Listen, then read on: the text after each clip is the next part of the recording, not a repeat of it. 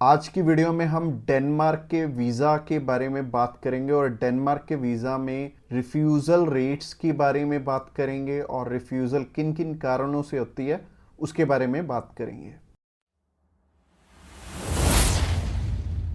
Subscribe कीजिए हमारे इस चैनल को और टूरिस्ट वीज़ा में आने वाले अपडेट्स के बारे में अप टू डेट रहिए।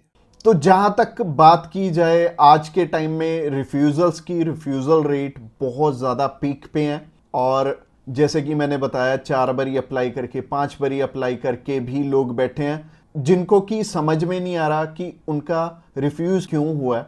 तो सबसे बड़ी इसमें दिक्कत होती है रिक्वायरमेंट्स की। एक एम्बेसी की जो रिक्वायरमेंट है ना, वो ना तो आपको किसी साइट से मिलेगी और ना ही इसमें इलेबोरेट आपको एम्बेसी करेगी। चाहे उन्हें खुद फोन लगा लेना, चाहे आप वीएफएस को फोन लगा लेना, वो भी आपकी हेल्प नहीं करेंगे।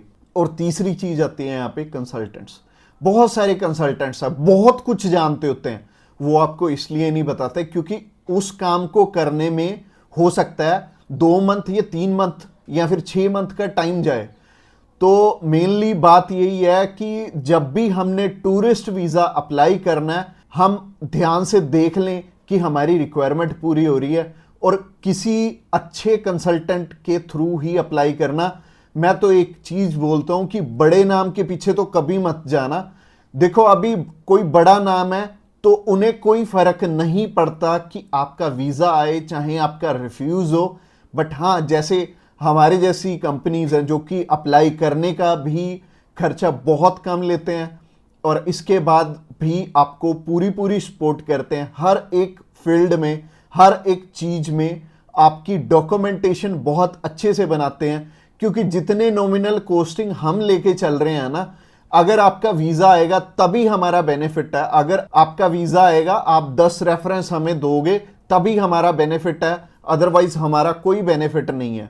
जो पर्सन आपसे ऑलरेडी 25,000 50,000 रुपए एडवांस में ले रहा है, उन्हें आपकी प्रोफाइल से कोई मतलब नहीं है। अच्छा, दूसरी तरह के कंसल्टेंट ये हैं कि जो हायर साइड पे 20-25,000 रुपए आपसे पहले भी लेते हैं और 10 लाख रुपए बाद में भी लेंगे।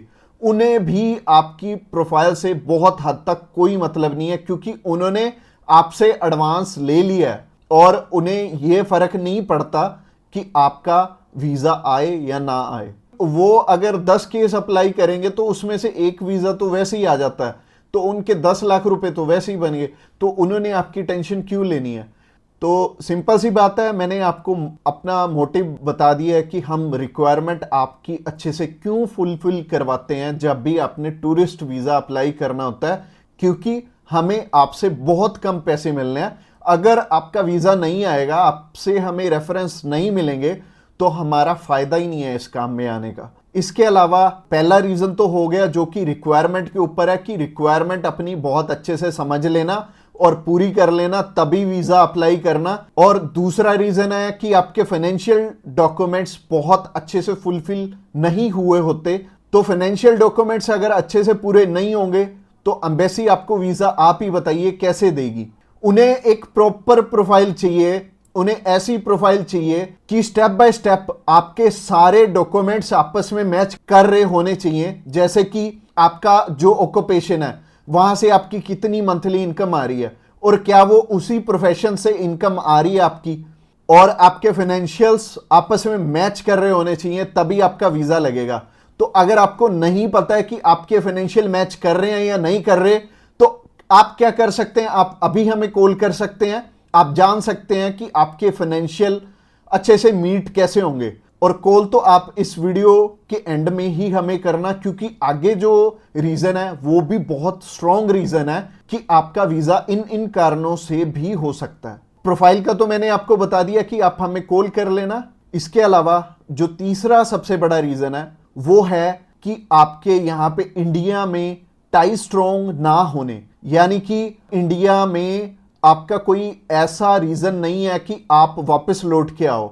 जैसे कि मैरिड है अगर कोई, तो उनकी वाइफ उनका रीजन बनती है वापस आने का, और अगर कोई अनमैरिड है उसको थोड़ी सी प्रॉब्लम ही आती है। बट इसका भी सोल्यूशन है कि आप बेटर है, अगर आप 20-21 साल के हो, 22 साल के हो, तो बाहर जाने के लिए मैरिज तो करोगे नहीं, तो कर क्या सकते हो, आप अपनी मम्मी या फिर अपने पापा में से किसी एक जने को अपने साथ में अप्लाई करवा लो। इससे क्या होगा कि अगर मम्मी आपके साथ जा रही हैं, आपका नहीं है वापस आने का स्ट्रॉन्ग रीजन, बट उनका बन गया, तो उनके चक्कर में आपका भी वीजा आ जाने वाला है। तो आप कर क्या सकते हो, या फिर मम्मी या फिर पापा को अपने साथ में अप्लाई करवा लो, तो ज्यादा अच्छा रहेगा, आपका भी टाई स्ट्रॉन्ग हो जाएगा। तो तीसरा रीजन हो गया। रीजन नंबर 4 की तरफ बढ़ते हैं। और जो चौथा रीजन है वो ये रीजन है कि आप यहां पे घूमने के लिए जा रहे हो, आपका पर्पस मैटर करता है। जब आप कवरिंग लेटर बना रहे हो तो कवरिंग लेटर ये तो आपके हाथ में नहीं है, ये तो आपके कंसल्टेंट के हाथ में है कि आपका पर्पस बहुत ज्यादा स्ट्रांग होना चाहिए, तभी आपको एक कंट्री वीजा देगी। और वीजा उन्हीं को मिलेगा, लाखों लोग अप्लाई करते हैं जिनका की एक पर्पस होगा, जिनका एक कारण होगा बाहर जाने का। वीजा सिर्फ उन्हें ही मिलने वाला है जिनका एक रीजन बहुत ज्यादा स्ट्रांग होगा। तो रीजन बहुत ज्यादा आपका स्ट्रांग बनाएंगे अगर आप हमारे थ्रू अप्लाई करेंगे।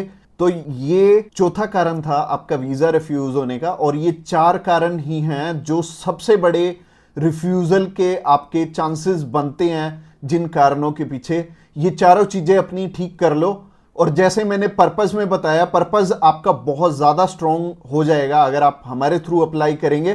तो अगर आप हमारे थ्रू अप्लाई करना चाहते हैं, आप जानकारी लेना चाहते हैं कि आपके रिक्वायरमेंट पूरी है, क्या आपके फैमिली टाइज स्ट्रांग है, तो आप अभी हमें कॉल करके पता कर सकते हैं कि क्या आपकी रिक्वायरमेंट अच्छे से पूरी है, क्या आपके फाइनेंशियल डॉक्यूमेंट जो कि सबसे ज्यादा इंपॉर्टेंट है आपस में मैच कर रहे हैं। इसके अलावा जो तीसरा कारण था वो था आपके फैमिली टाइज कितने स्ट्रांग है। इसके अलावा चौथा कारण है कि आपका पर्पस हम कितना स्ट्रांगली लगाएंगे।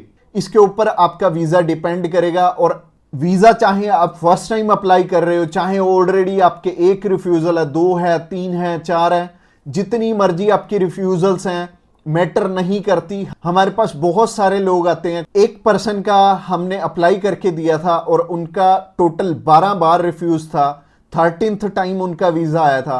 और मोस्टली लोग 1 बारी, 2 बारी, 3 बारी, तो बहुत सारे लोग रिफ्यूज होते हैं। कई लोग तो 4-4, 5-5, 6-6 बार रिफ्यूज होते हैं। इवन उन्हें ये नहीं पता लगता कि हम करें तो करें क्या। वीजा तो हमें लेना है, और लेना भी बिल्कुल सही मायने में है, एक्स्ट्रा पैसे देके नहीं लेना, एक बिल्कुल नॉमिनल चार्जेस में ही अप्लाई करवाना है किसी से। तो उस कारण में वो ट्रैवल हिस्ट्री वाली साइड भी जाते हैं। तो ट्रैवल हिस्ट्री वाली साइड मैं तो बिल्कुल नहीं बोलूंगा कि आपको ट्रैवल हिस्ट्री बनानी चाहिए, क्योंकि इस टाइम एयर टिकट्स ही इतनी महंगी हैं कि अगर आप एक कंट्री में भी ट्रैवल करते हैं तो आपका 70 से 80 हज़ार रुपये लग जाते हैं। इसके अलावा अगर आप 3-4 कंट्रीज में ट्रैवल कर लिए तो आपके 3-4 लाख रुपए खराब हो जाने वाले हैं। और जैसे कि मैंने आपको पर्पस वाली वीडियो में बताया था, 15 से 16 हज़ार रुपये में आप हमारे थ्रू अप्लाई कर लेंगे और आप कम से कम 3 लाख रुपए में अपना 20 बारी अप्लाई कर पाओगे। तो ट्रैवल हिस्ट्री पे बिल्कुल भी पैसे मत लगाना। इसके अलावा अगर आप हमें अभी कॉल करना चाहते हो, कॉल कर सकते हो नीचे दिए गए नंबर पे। और इसके अलावा आप हमें व्हाट्सएप पे भी मैसेज कर सकते हो। व्हाट्सएप पे मैसेज करने के लिए डिस्क्रिप्शन बॉक्स में लिंक है, उस लिंक पे क्लिक करते ही आप हमें मैसेज सेंड कर पाएंगे और हम भी आपकी inquiry as soon as possible हम लेने वाले हैं। और हमारी टीम्स ऑफ एक्सपर्ट्स हमेशा रेडी है और वो सारे टीम मेंबर्स को पर्सनली मैंने ही ट्रेंड किया हुआ है और आपकी हर एक ज़रूरत को वो समझेंगे और फिर उसी अकॉर्डिंग आपको गाइड करेंगे। और आपको बिल्कुल भी टेंशन नहीं लेनी, जब भी आपने वीज़ा अप्लाई करना है आप हमारे थ्रू ईजिली कर सकते हैं। अगली वीडियो हमारी सी टाइप के वीज़ा के ऊपर रहने वाली है कि सी कैटेगरी में बहुत सारे हमारे पास ऑप्शन होते हैं अलग अलग, जिनके थ्रू की वीज़ा अप्लाई करने में हमारा पर्पस बहुत स्ट्रॉन्ग हो जाता है। तो सी टाइप में जैसे कि बिजनेस वीज़ा हो गया, स्पोर्ट्स वीज़ा हो गया, कल्चर वीज़ा हो गया, मेडिकल वीज़ा हो गया, तो ये सारे वीज़ा के बारे में हम बात करने वाले हैं, जो कि हमारी नेक्स्ट वीडियो रहने वाली है। तो आपने क्या करना है, हमारी नेक्स्ट वीडियो को भी जरूर ध्यान से देखना। Thanks a lot for watching this video till the end, और मिलते हैं किसी बढ़िया सी वीडियो में नेक्स्ट टाइम।